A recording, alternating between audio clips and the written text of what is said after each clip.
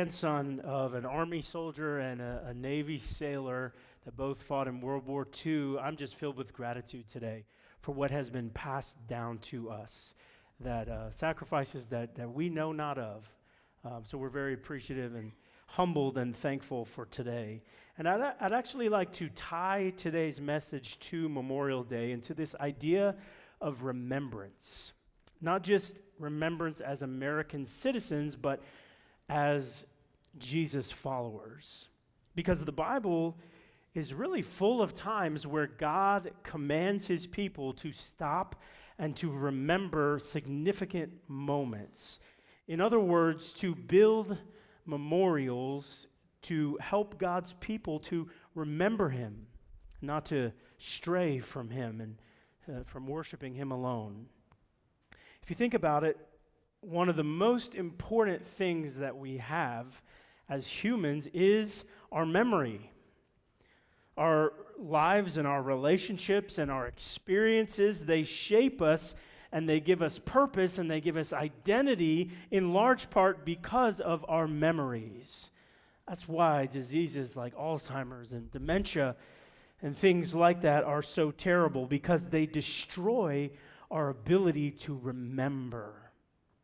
And every day it's like starting over again if we don't have our memory. Maybe you remember a funny, kind of sweet movie about 20 years ago called 50 First Dates, and it was an Adam Sandler, Drew Barrymore movie. And it was interesting because this young woman had an accident, and it damaged her brain, and she could not remember very far back at all. She didn't have any idea what's happened since her accident. So basically, when she would go to sleep at night, she would wake up every day not knowing anybody in her life. And so this man comes along and learns about her condition, but he's attracted to her, wants to pursue her, and he realizes the issue she has, but yet he still pursues her, and it's a sweet romantic journey there. But in the end, I'll spoil it for you, like you had 20 years to see it, okay, so I don't feel so bad. They basically accept her condition, and they travel around on this boat, and every day she wakes up and there's a video ready for her to play of herself and of him, saying who she is and who she's connected to. And basically they have to do that every day. And so their life looks very, very different than all of our lives. And just that type of condition that affects memory is so debilitating.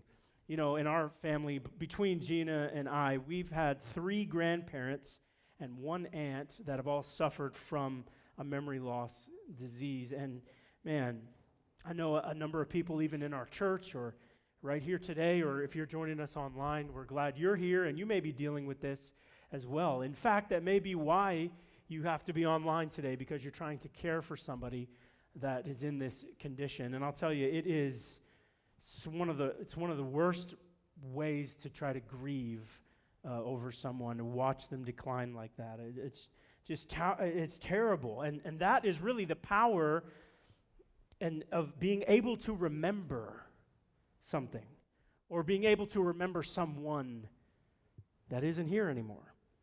Even this word "remember," it has some clear imagery in it. We essentially remember it. We put it back together. It's put the members back together how it was, like a puzzle. We reassemble it. We reform something. One of the dictionary definitions of this word remember is this: to be able to bring to one's mind an awareness of someone or something that one has seen, known, or experienced in the past.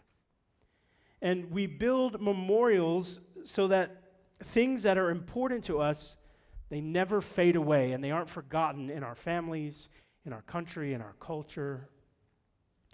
And memorials take many forms. You've seen them, probably many of them over the years. They come in forms like monuments or statues or like plaques that people make, or tablets, where they etch people's names on it. There's memorial walls where they engrave all kinds of names, like the Vietnam Veterans Wall there in D.C., with all the names from Vietnam.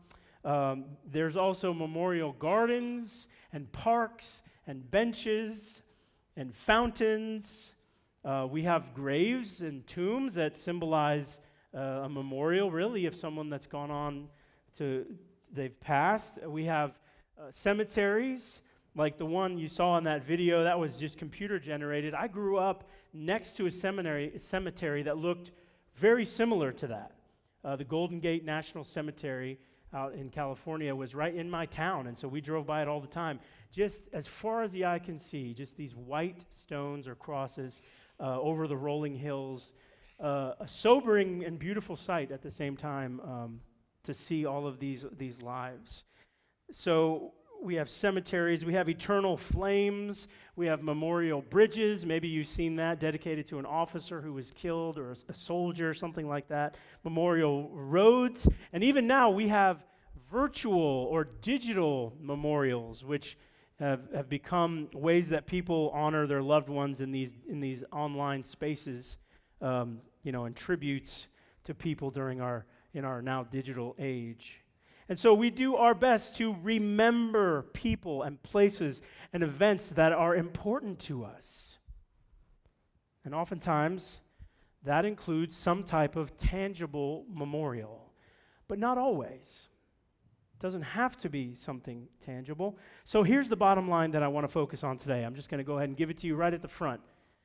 God doesn't just want us to build memorials. He wants us to become them. You and I are called to live in such a way that our lives serve as living memorials, as markers of God's power and His love, as evidence of how faithful He is, and as testimonies that point future generations to the Lord. So let's dive a little deeper into why spiritual memorials matter. Maybe you've never even thought of this before, but I have 6 ideas to highlight with you today. The first thing is that memorials remind us of what God has done. They remind us of what God has done. In your Bibles, in Joshua chapter 3, that's the story of how the Israelites, they needed to cross the Jordan River to get to the Promised Land. Joshua was leading them. Moses had died, and they were trying to go into the Promised Land. They had this incredible leader named Joshua, and they were kind of stuck there at the bank of the Jordan River. And so God performs this incredible miracle by parting the water, reminiscent of earlier with the Red Sea. God did it again. I don't know if you knew that God actually parted the sea twice. Different sea. One was a river. But still, this amazing miracle, and all of the people of God, all of Israel, was able to cross on dry land. And then we read in Joshua chapter 4, we'll just start in verse 1. When all the people had crossed the Jordan, the Lord said to Joshua, "Now choose 12 men, one from each tribe. Tell them, take 12 stones from the very place where the priests are standing in the middle of the Jordan. Carry them out and pile them up at the place where you will camp tonight." So Joshua called together the 12 men he had chosen, one from each of the tribes of Israel. He told them, "Go into the middle of the Jordan in front of the ark of the Lord your God. Each of you must pick up one stone and carry it out on your shoulder. 12 stones in all, one for each of the 12 tribes of Israel. We will use these stones to do what? What does it say? We will use these stones to build a memorial. In the future, your children will ask you, 'What do these stones mean?' Then you can tell them they remind us that the Jordan River stopped flowing when the ark of the Lord's covenant went across. These stones will stand as a memorial among the people of Israel forever." So this was obviously a supernatural miracle that God showed His ultimate power. If you read the story of how it happened, He dammed up the river to where it wouldn't flow anymore, and the part that was flowing past them just trickled down, and it stood like a wall of water for them to pass across. This amazing display of God's power. And then right after they cross, what does God tell them to do? And I have these stones here on the stage, 12 stones stacked in a pile like this. And I get the image from Scripture, since He told them to carry it on their shoulder, that their stones were a lot bigger than these. But just for the sake of illustration, I got the little ones. Just to symbolize what God told Joshua to do, and what Joshua told a representative from each tribe to do. He told them to take 12 stones from the middle of the river, carry them out, and then assemble this stacked rock memorial. It just goes to show us that God knows how quickly we forget what he's done for us. Immediately, they cross the river, and he says, I want you to go back in and get rocks and set up a memorial so you'll remember, because you forget so easily what I've done. Why is that? Well, they were like us. The busyness of life, the pressures that we face, the struggles we go through, even sometimes the blessings that we receive, all of these things can make us forget the one who brought us through all of it. In other words, simply put, we drift. It's just our natural human way. We drift if we're not careful, if we don't proactively seek the Lord and remember who he is and what he's done, we drift away. So God basically said, build a memorial, not just for you. I mean, it is for you to remember, but it's also for future generations to know what I've done. So let me ask you, think about our lives, your life, personally. What has God done in your life that you need to remember? What has he done in your life? Maybe some of you have seen a miracle in your life, or a time when God came through, or something that didn't make sense, and you're wondering, how am I going to do this? And God came through. What spiritual stones or memorials have you set up to mark the places where God moved in your life? You've heard me share before about my elbow story and how God miraculously healed my arm, and I now bear this scar on my elbow, and it wouldn't go straight, and the Lord straightened it in a miraculous moment when I was in 8th grade, as many of you know. And this now serves as a little memorial for me to remember. It'll always be there on my body, and I'll always be reminded of what God did, of his power. I also carry these around. Harrison, my son, who was on the drums earlier, he has it's just crazy. He had the same injury at the same age on the same arm. I mean, I've never known anybody to have this injury, but he just had his in the fall. And he had pins and wires stuck in his elbow as well, but they wouldn't give it to him when they did the surgery to take him out. So I was kind of bummed. I told the doctor, well, I have mine, but apparently things have changed in the last 30 years. Ooh. So I have these metal pins and wires from my surgery roughly 30 years ago that I just keep. Why in the world would you keep that in a weird medical cup? We all know what this is used for, right? Okay. It was new. But I keep those, not because I'm sentimental, but because I want to remember. As I get older, as I get farther and farther away from that operation, and I start to go, did that really happen? Did I have all that in my arm? Was my arm really stuck and it wouldn't go straight? And I'll remember, and I'll say, you know what? I have something right here that reminds me of God's power. So what memorials, what markers, what stones do you have in your life? But just to be clear, it doesn't have to be a physical object like my metal pins there. It can simply be a testimony or a story of what God did in your life. And I'll tell you what, I can speak from experience that when you remember and when you reflect on what God has done in your life, like out loud or even in your mind, when you pause and slow down enough to think about what God has done, I'm telling you what, it is a faith builder for sure. Your faith will grow stronger when you recount these things. And you will find it much easier to stay encouraged and to stay motivated to continue trusting in the Lord. Because things don't always make sense.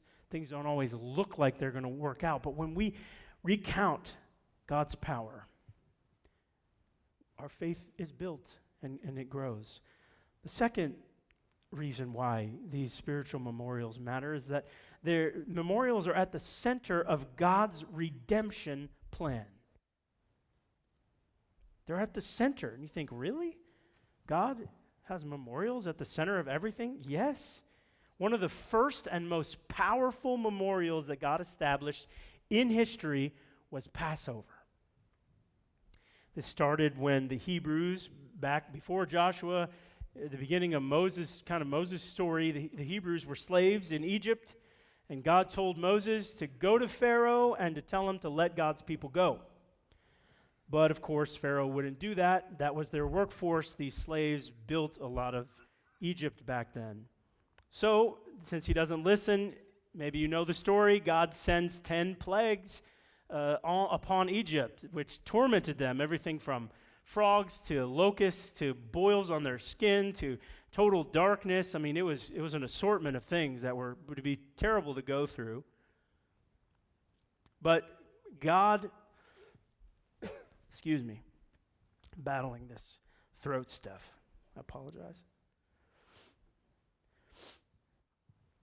Let me get a drink. As you know, I was out of town last week, and I caught a sickness, so that's fun.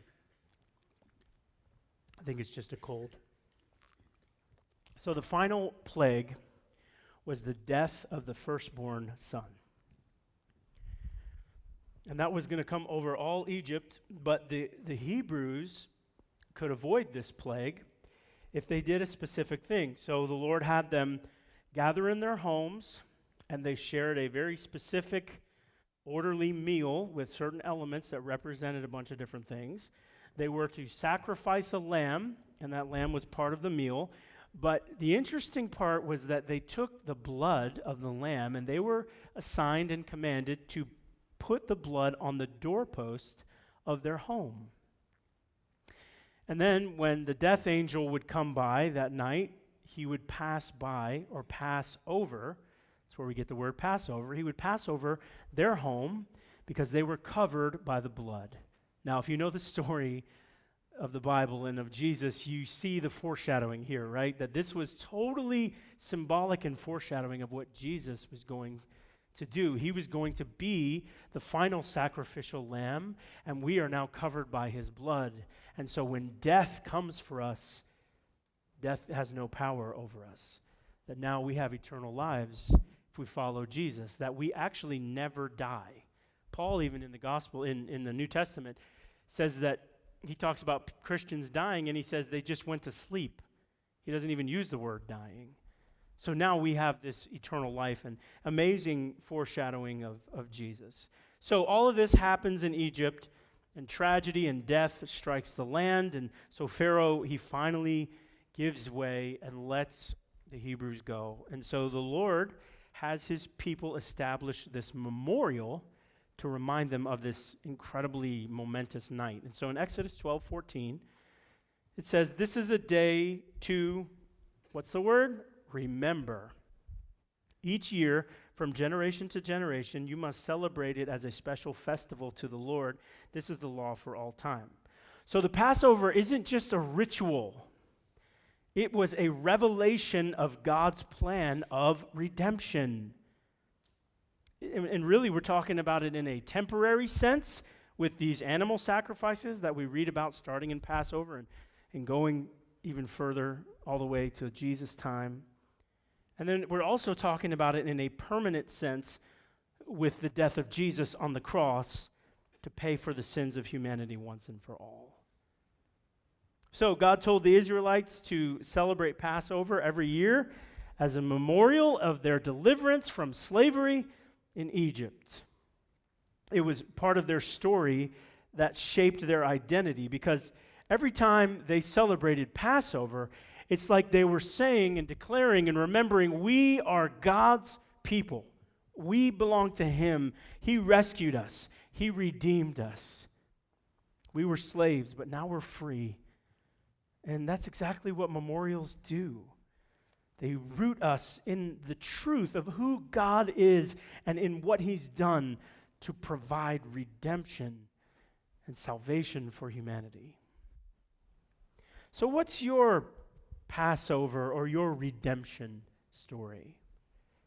Do you have one? How did God bring you from death to life or from darkness to light? How did he bring you from slavery to freedom? It doesn't have to be super profound or really dramatic or some kind of radical thing. Whatever way God rescued you is valid, and it needs to be celebrated, and it needs to be remembered. And being a church kid, being a pastor's kid, growing up in the church, I don't have one of those dramatic Netflix-worthy testimonies of coming to the Lord like some other people do. There's even in the church, even especially seems like with pastors' kids, you either go into ministry or you become a Colombian drug lord or something like that. It's weird. There's no middle ground. Well, I obviously took the way of ministry, and sometimes I hear some of my peers and colleagues that say, oh, before Christ, I was in prison and I had all these addictions and just these big stories and like, wow, and look what God did. And now you don't have any of that baggage from the past. You're set free. You're like a totally different person. I love that. Wow. And there's been times over my life, and maybe you too, if you've grown up in church, where you go, well, what's my story? I mean, I went to church and then I went to VBS and I raised my hand to accept Christ, and here we are. It's like, oh, that's not so good. But I've learned over the years that is just a lie of the enemy to discredit what God does in our lives.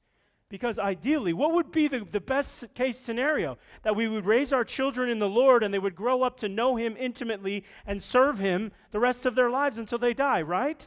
Isn't that the testimony we want? So I remember just a highlight from my story of how the Lord saved me. My mom says that I prayed a prayer with her when I was 5. I remember going to VBS when I was 7 and getting saved. I remember being baptized at youth camp in the pool. But those memories are a little fuzzy. What I do remember clearly is when I was in 7th grade and I was laying in my room at night, and all of a sudden, this is not dramatic, but this is what happened. I had this awareness in my mind that God is here. He's real. And He's actually alive, and He's looking at me right now. I think up until that point, it was like I learned stuff, and I went to class, and I read the Bible, and we sang songs, and that's all good. But all of a sudden, in that moment, God just like entered my room and said, hey, what? Hey, I just felt like His presence there with me. And I started crying, and I said, oh my goodness, He's real. All this stuff that they tell me, all the church stuff I've been in, I get it. And now, of course, I had to grow up and I had to mature and all that stuff. But it was that moment that I point back to and go, I'm in with God because He revealed Himself and He's real. So you don't have to have some big story, but there's got to be something that you can look back on, some marker, some memorial,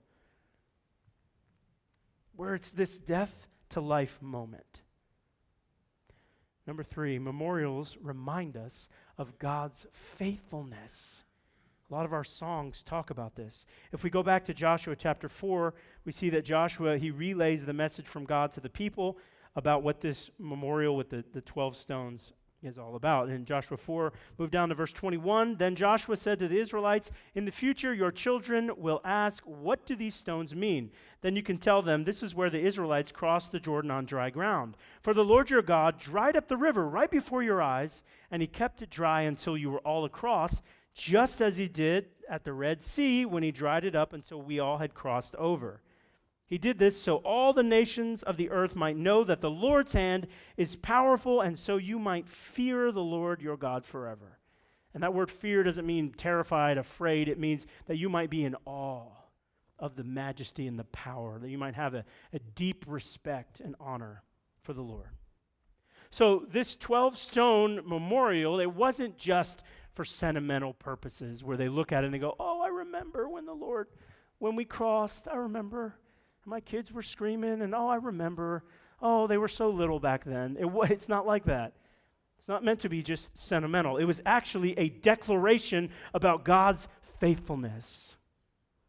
Because it essentially told the story of how God is faithful, He is powerful, and He keeps His promises. He said they were going to go into the promised land. They came upon the river. There was no way into the promised land. But God is faithful, and He keeps His promises. And so if He has to part the river, He has to make the water stop flowing, He will do it because He's faithful to what He said.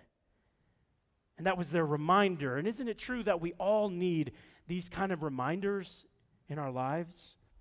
Because when hard times come, and newsflash, they will come. They will come. But I thought when I became a Christian, all my problems went away. And, I got baptized, and when I went down, it's like I came up and I'm totally new, right? I won't have any problems anymore. Wrong. You get the big X from Family Feud. It's not true. They will come. But we need to be able to look back and say, I remember God was faithful back then, and so he is going to be faithful again. He will be faithful to me right now also. One of our songs says this explicitly, called The Same God, that you're the same God that parted the sea, you're the same God right now. That you answered prayers back then and you're answering them now. You healed people in the Bible and you heal people right now. You saved people then and you save people now. That you are the same God. So maybe for you, as you think about how God has been faithful and you think about memorials in your life, maybe it is a tangible thing like a photo or a journal entry of some kind if you like to do that, or simply a testimony of something God did, or a place where you encountered God. Like I mentioned about being in that bed that night in 7th grade. I see it vividly. I could take you to our old house right now at 949 Huntington Avenue, San Bruno, California, 94066. I could take you to the very spot where the Lord revealed himself to me in that powerful way. What is it for you? A place where you encountered God? Whatever it is, don't forget how God has been faithful in your life. I have a few other tangible memorials that I keep of God's faithfulness. And this one might seem confusing to some, but this year, just last week, I celebrated not really celebrated, but we had the 10-year anniversary of my mother passing away in 2015. And this was one of my favorite pictures of her. She was funny because she could never take a good picture. She always had a weird-looking face. She couldn't make the face. Anybody else like that? You just always am like, what am I doing? She was like that. She was a beautiful woman, always, incredibly beautiful and kind and compassionate and godly. But this one, somebody took at her work, and she didn't know. They caught her off guard. They called her name, she turned, and they took it. And it was always been one of our favorites. So I put it in a frame, and I hang this in my office. And right next to it is just this little sign from the song, It Is Well. The line is, "It is well with my soul." So losing my mom was obviously a very painful experience in my early 30s when she was doing fine. She was 64, had just finished her doctorate, was incredibly involved in everything she was doing, multi-talented, and then all of a sudden she didn't feel well, and then all of a sudden 2 weeks later she died from a cancer that they didn't know about. And it was shocking, and so it was a lot of pain, but the Lord did a lot of healing in that process, and he took the mantle that was on my mom and in a lot of ways put it on me, and I've felt it. And so I hang this in my office, not so that I can be sentimental or that I can be sad, but so that I can look and I can say, oh yeah, there's my mom. It is well with my soul. It's okay. It's okay because she's not dead. She's more alive now than she's ever been. And it's okay because I'm going to make it, and I'm going to see her again one day, and I'm going to be at peace. And I'm not going to be angry at God. I'm going to remember his faithfulness, that even in spite of losing her, I want you to get this, in spite of it, I will yet serve the Lord. I will have the joy of the Lord in my heart. Because he didn't do this. This was the fallen world we live in, and the Lord's timing is perfect. So I can either be angry or I can be at peace and trust the Lord's timing. And so I keep this hanging in my office. So I brought a bunch of stuff up here today. Just as a memorial, as a reminder of what God does and how he carries us through difficult times. Number 4, memorials are meant to be shared. They're meant to be shared. Remember what God said to Joshua and back in verses 6 and 7 of Joshua 4? We will use these stories to build a memorial. In the future, what does it say? Your children will ask you, what do these stones mean? Then it says, then you can tell them. They remind us that the Jordan River stopped flowing when the Ark of the Lord's covenant went across. These stones will stand as a memorial among the people of Israel forever. See, God wasn't just thinking about them. He was thinking about their kids and their grandkids, and he was creating a way for future generations to see who he is and to see what he does, to know about his faithfulness and his power. And isn't it true that the stories that we share help shape the faith of the next generation? Parents, grandparents, don't just pass down Bible verses or nice lessons. Those are all good, and we should do that, but don't just do that. Pass down the stories of what God has done in your life. Stories like I'm sharing with you today, just what God has done. Not what I've done, but what God has done and how he's shown up. Tell your kids about the time you didn't know how you were going to make it, but God showed up. Tell them about the prayers that he answered when you're seeking him, the time that he healed you, or he gave you direction, or he forgave you, or rescued you from a bad situation. Tell them. Because look, if we don't intentionally tell these stories, they'll fade. And the next generation could easily fade with them. At least their faith in God will fade. And look at what happens. It's kind of a sobering part of the story here, but right after the death of Joshua, this mighty leader of Israel who saw God do all these miracles, look at what happened. And we're in the book of Judges now, chapter 2, verse 10. It says, after that generation died, this is the generation of Joshua, okay? Another generation grew up who did not acknowledge the Lord or remember, there's that word again, the mighty things he had done for Israel. The Israelites did evil in the Lord's sight and served the images of Baal, who was the popular false god in the land of Canaan then. They abandoned the Lord, the God of their ancestors who brought them up out of Egypt. They went after other gods, worshiping the gods of the people around them. Look at that. I think we need to be aware of this. We need to be aware that in spite of all the amazing things that we've seen God do, even in this church over its 94-year history now, the reality is that we don't want to think about, we are one generation away from closing our doors.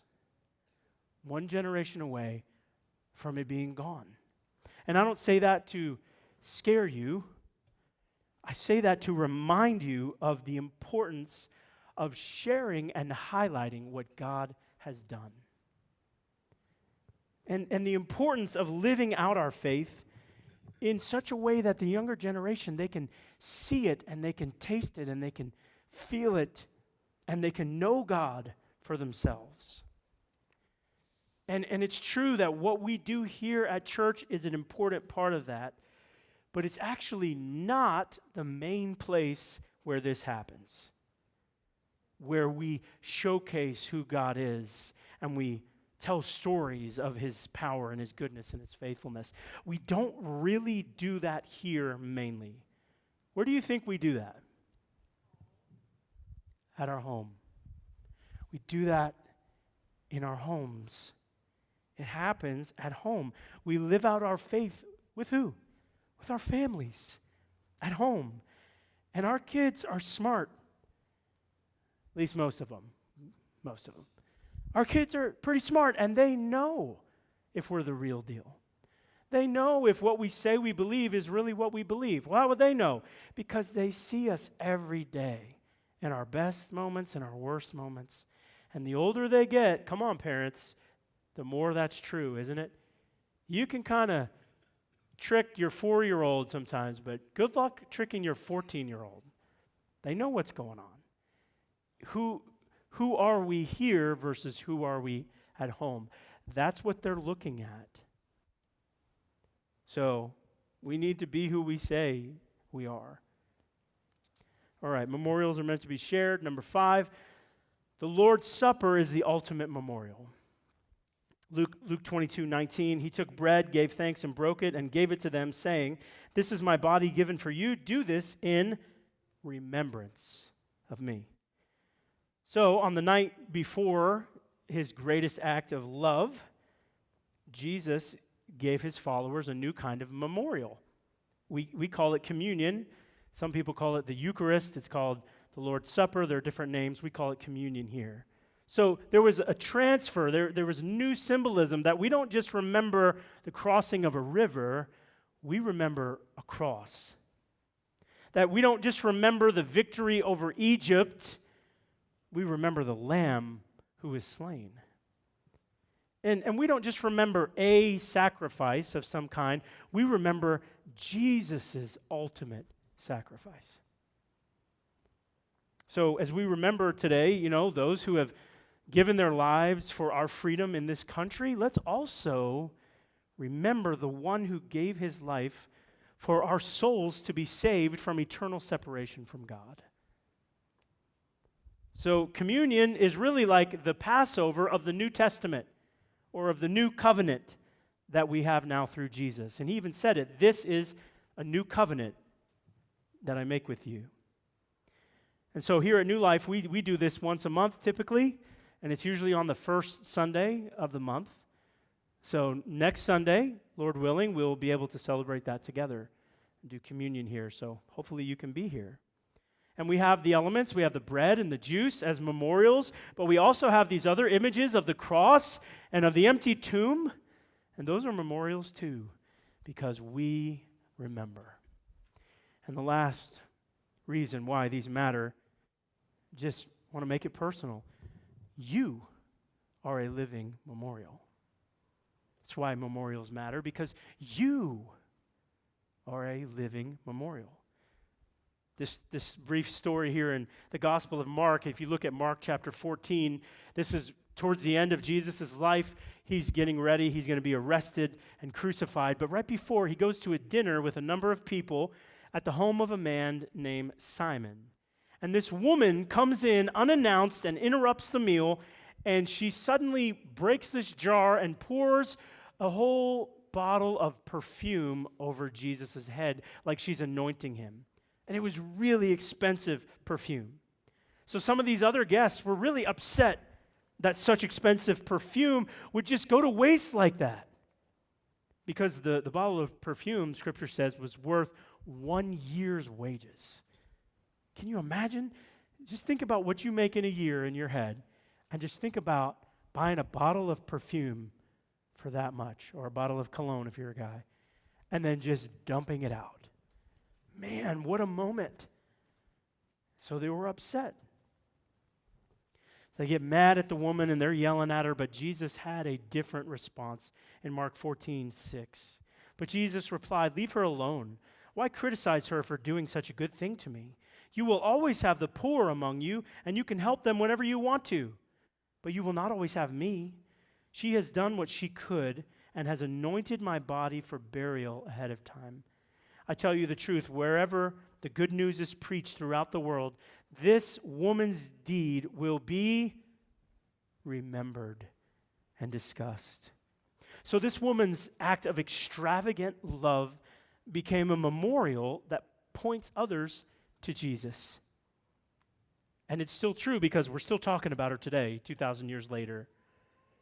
And it gives us a snapshot of what God is like, that maybe his values are just a little bit different than ours. He didn't yell at the woman. He actually honored her. He was accepting of what she did, even though it was culturally inappropriate for a woman to do that in that culture. You can't just barge in like that. It would have been awkward. And it seemed pretty wasteful from a practical standpoint. It doesn't really make sense. Can't we use something else that's a little cheaper? But nonetheless, this woman created an extravagant memorial so that people would be pointed to Jesus for generations to come. So, what about us? What about me? What about you? Are our lives pointing people to Jesus? Are we living in such a way so that one day when we're gone and we're in the ground, that people will think of Jesus when they think of us? That's what it means to be a living memorial. So I want to wind down with just these 3 questions to reflect on.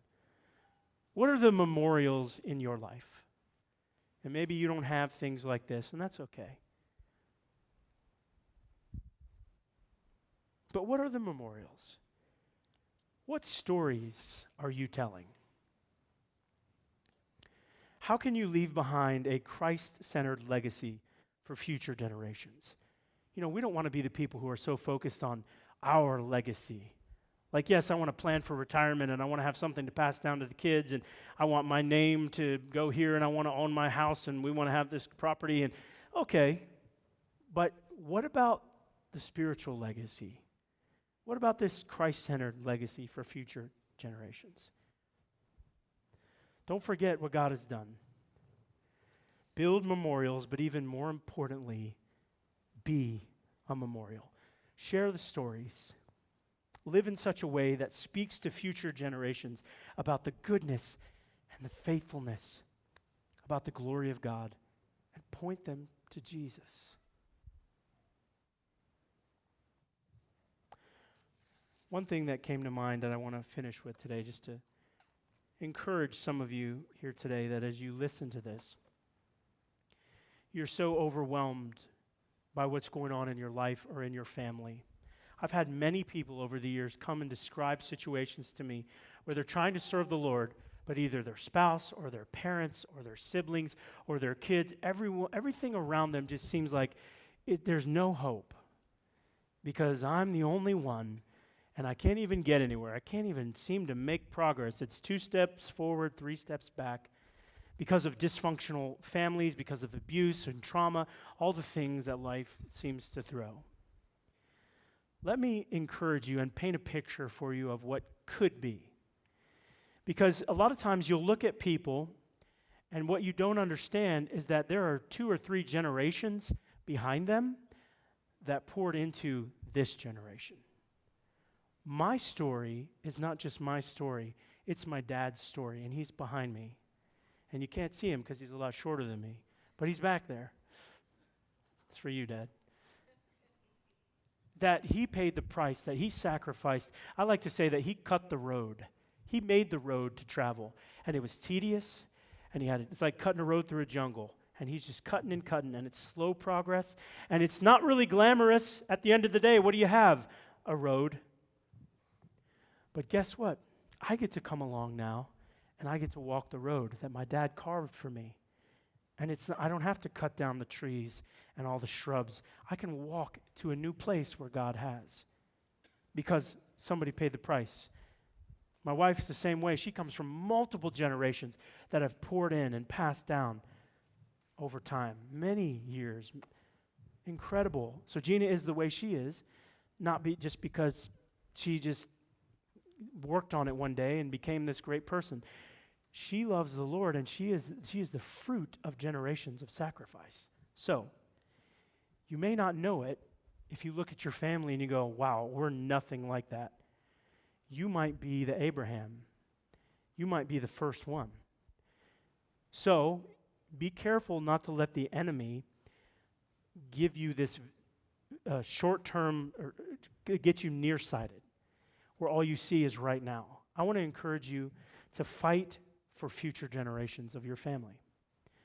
And that means it's going to be slow, it's going to be tedious, and at the end of your life, you may not have a glorious kingdom to show, but you'll have a road.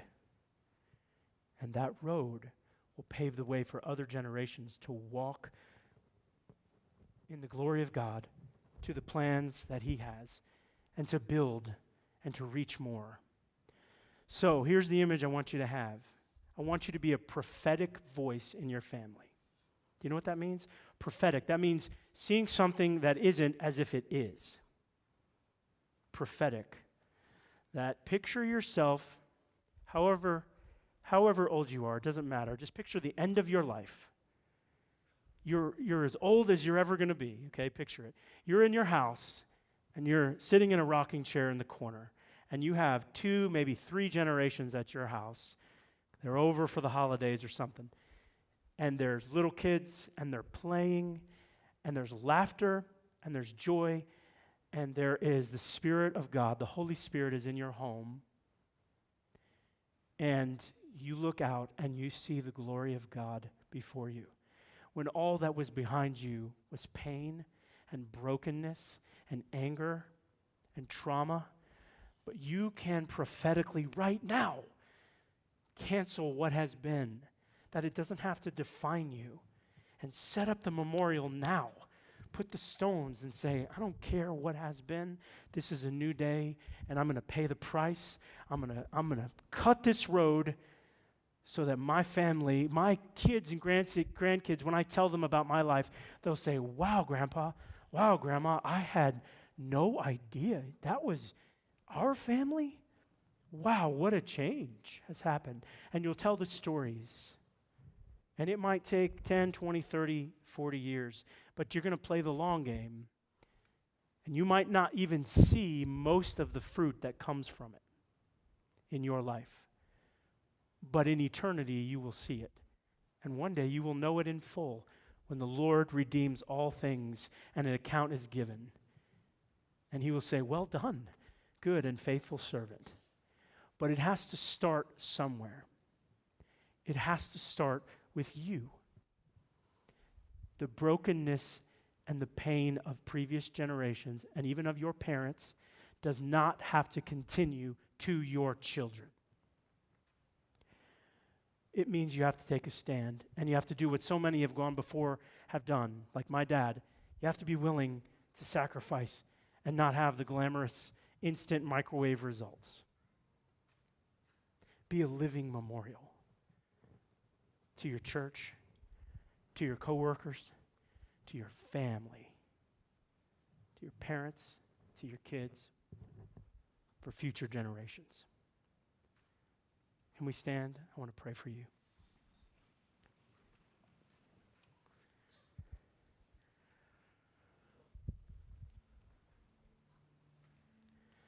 So as we go to the Lord, I want you to pray. I want you to declare to the Lord, Lord, I want to reset. I want to put a marker in the ground right here. I want to have a memorial right here that what has been will no longer be, that prophetically I'm declaring a new way, a new life, a new culture for my family, for my children.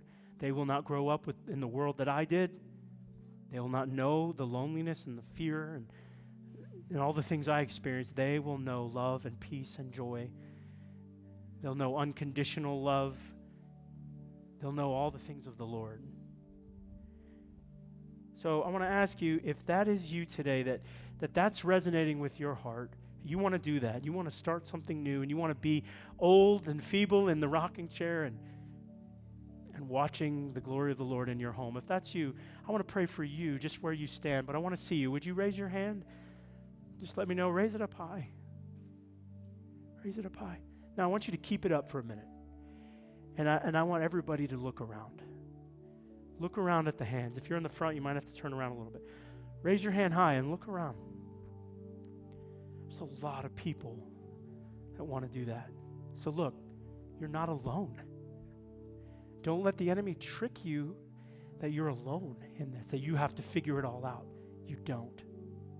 You have people around here who are trying to do the same thing. And if we can partner together, boy, look what the Lord would do. Lord, I pray for all my friends who are seeking you in this way. They're raising their hand. They want to be a living memorial. They want to establish your kingdom, like the Lord's Prayer, your kingdom come and your will be done on earth, in my family, as it is in heaven. So we submit that to you today, and we are grateful for those that have gone before, the people that, like we talked about, have paid the price for our country to exist, and also the people who have paid the price for us to be here, freely worshiping you. That paid the price for this building, that had the courage to buy this property and to have faith that you were going to do